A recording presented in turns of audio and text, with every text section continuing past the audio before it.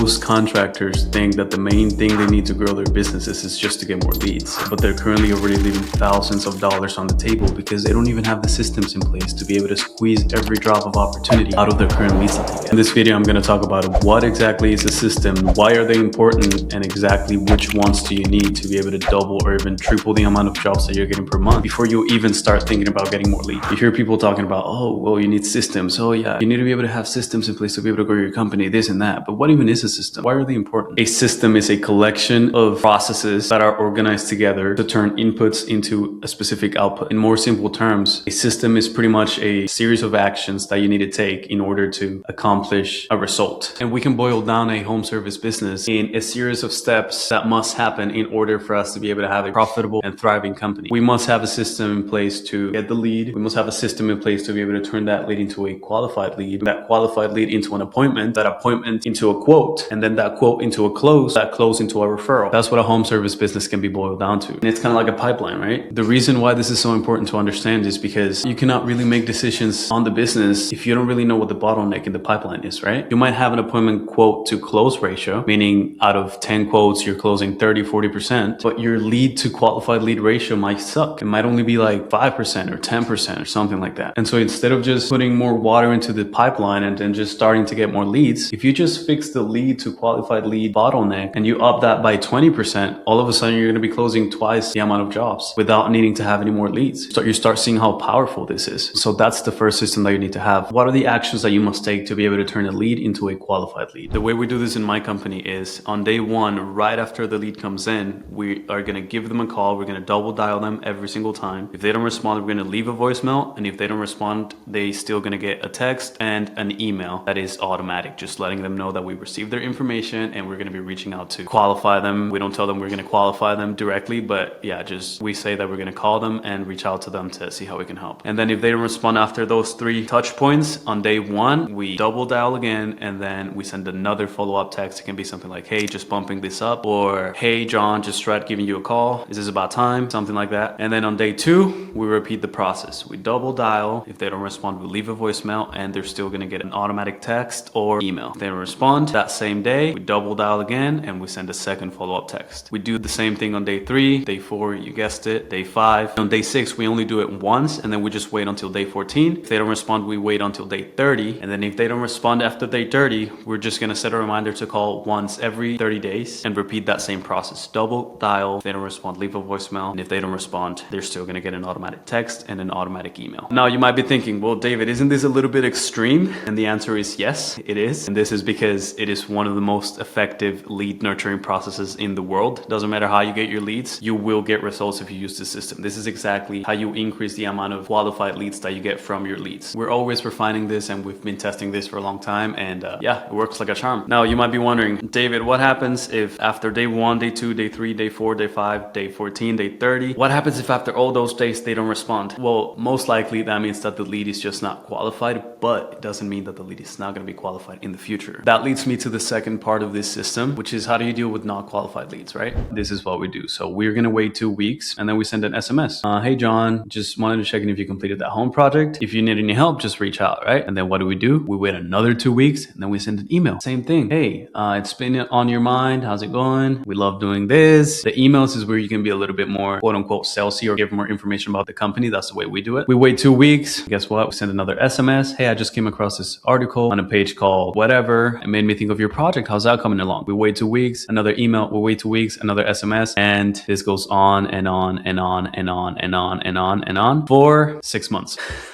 If you combine these series of steps with the last series of steps, your lead to qualified lead and your qualified lead to appointment ratio is just going to be very high. So those are the systems to turn a lead into a qualified lead and a qualified lead into an appointment. Now, what are the systems that we use to turn an appointment into a quote? This is a little bit different because the only reason why you wouldn't want to give a quote to someone that you already visited is because they might not be as qualified as you thought they were for any reason. So really the previous system is what's actually going to take care of this. If you have a good ratio between how many leads you get and how many of those leads turn into qualified leads, therefore qualified appointments, then the only thing that you need to worry about is how fast and how good your quoting process is. But I would say this is actually more part of the quote to close system, which is out of 10 quotes, how many of those are actually going to turn into a close? I wouldn't consider myself to be the most qualified to talk about this, but from what I've seen, seen, the better the quote is and the fastest you can deliver that to the client, the higher your close ratios are going to be. Now, there's a lot more factors that come into this because you need to be good at sales. You need to be able to understand people, listen to what they actually want to do, understand their current situation, understand their ideal situation, and the main thing that's stopping them from getting there, and then just position yourself as the vehicle to get them the ideal project that they want to get. And then when it comes to the close to referral system, out of 10 jobs that you get, how many of those turn into referrals? The way we do it in our company is we just have automated reminders go out to the clients 2 or 3 or 4 weeks after we completed their job and they're super happy with the results. And that's just a text and an email asking for either a Google review or asking them to just refer us with someone who might actually benefit from our services just like they did, right? This is very helpful to a lot of contractors because how many jobs have you actually completed but you forgot to ask for a review or a referral? If you just automate that and send it to every single job you get, no matter how small, no matter how big, then that's the final piece that completes the flywheel, right? So now you understand systems and what you need to do to be able to have good numbers and good conversion rates in each of the systems that you need. Now, imagine you have John. John is a remodeling contractor. His phone is ringing. He has leads coming in. He's booking estimates. But then at the end of the month, he's always stressed. He's missing calls. He's like, oh,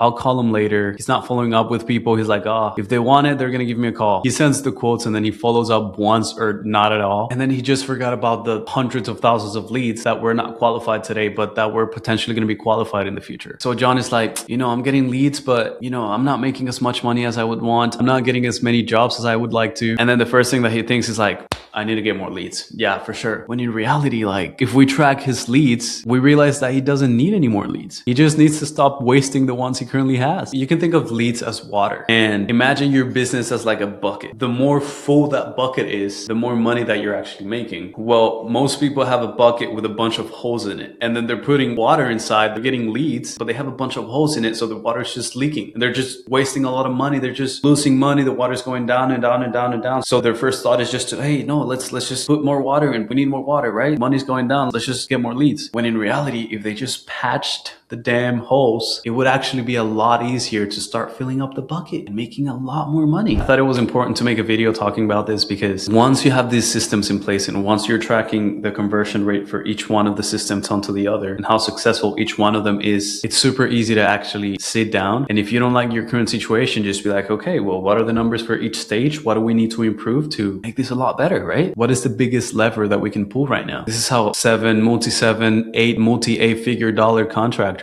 actually operate their businesses. It's easy to spot a contractor that hasn't been doing this for a while or that is struggling because they don't know these numbers. They have no idea that these systems exist and that these are the systems that they need to have. They just buy leads or get leads however they want and then they close one here and there, but they're not making as much money as they can. They're struggling, they're scrambling, they're afraid that their crews are going to leave them. And so they start getting stressed out because they don't have time. They start getting all emotional. They start changing shit. They're like, whoa, shit, I need to get more leads. I need to get more people. I need to hire a sales rep. I need to hire an estimator. Yeah, no, I can't be doing estimates. And they're just guessing. They have no idea what the actual problem is because they don't track their numbers and because they don't have these systems in place. As you can see, I'm passionate about this because it's like living in the dark and having a flashlight. That just makes everything way easier. And this applies to any business, not just remodeling, not just home service business. But yeah, if you do that, it's a lot easier to win. If you're struggling to get work, if you want to get a lot busier with jobs that are actually worth your time, you can check out the first link in the description. It's just a video of how my company can help you do that. You can set all these systems by yourself. The only difference between people that click that link and apply to work with us from the ones who don't, it's just that they don't want to do it by themselves and they just want us to create the systems, install them, track them, and they just want to do everything way faster. So if you like the video, there's a button for that. If you want YouTube to start recommending you more videos like this, you can subscribe to the channel. Also, if you have any questions about these systems or if you want me to talk about anything more in detail, you can leave it in the comments. I'm going to be reading every single one of them personally. Other than that, I hope this video was helpful. I appreciate you for watching and sticking to the end. I'll catch you in the next one.